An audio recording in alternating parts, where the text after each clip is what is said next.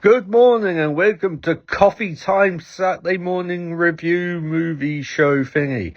My name's Ian Austin and the movie I'm reviewing today is Unto Dawn, which I saw last night in cinemas because some of us do see movies in cinemas. I have delicious coffee this morning. I have a Costa blend thingy. I use a teaspoon to put in cup, so it's lovely. I'm going to drink it now. Delicious. Not sponsored by Costa, but happy to be sponsored by Costa. Costa, you know what to do. Anyway, to the movie.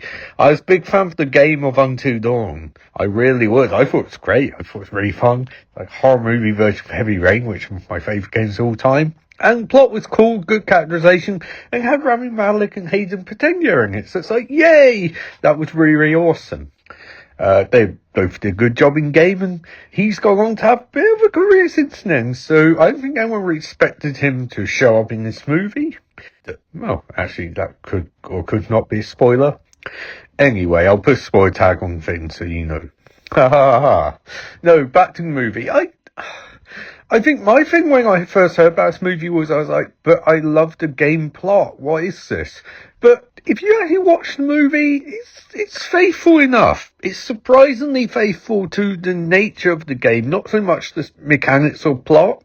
Obviously, what we're dealing with here is they need to translate and cut down a lot of stuff because apparently there are 246 separate endings of the game. I'd personally be happy if they released 246 slight different versions of the movie to cinemas, but I don't think anyone else would. But I think what we got was, as I was watching, I don't think this is great, but I think this is probably the best you can do with this sort of movie. By which I mean, the director, Dal Sandberg, did a really good job. He's the guy who, I believe, made the Shazam movies, and he did best he could with those. Because clearly DC was nothing, giving him nothing, telling him you can't use this, The Rock telling him you can't use Black Adam.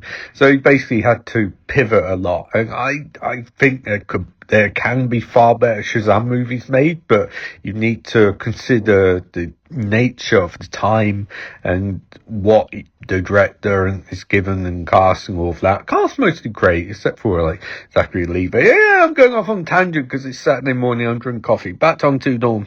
I think my favourite part about the game was I managed to make it really nihilistic and brutal, and the movie kind of does that. I'm not a fan of some of the lighting. It does that thing where it makes the lighting very, very, very, very, very dark, and I know horror movie, but at the same time it means you can't see certain things. So I have to assume maybe the original cut was more violent and they were worried they wouldn't get a rating for it, so they made it darker. I guess that's the only thing I'd say.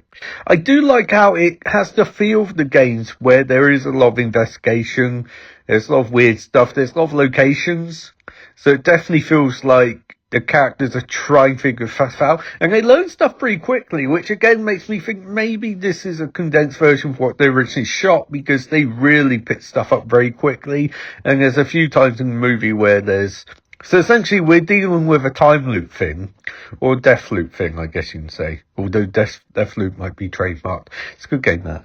And the nature of it is that as each time they die, they remember things and they go forward. But there is a cut at one point that jumps really far ahead and goes, oh no, you've been doing this long, and you think, it's like, did you leave that footage out? So that's one thing which does grate me a bit. It feels like, oh, you've cut 25 minutes of screen time. But I do like the fact that characters are proactive and actually go like, hey, some weird shit's happening very, very quickly. I don't necessarily think it sticks a landing. I do like the ending. I think it's okay. I like the implications of it. For game fans, you'll definitely like the implications of it. We get a bit more than I expected of a connection.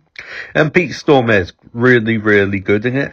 I think the main issue I have with it is they do a decent job with characters, but I think where games succeeded was it gave everyone like real purpose, and I know you can do that when you have more time, I get that, but it meant that you actually were intrigued by all of the separate storylines going on.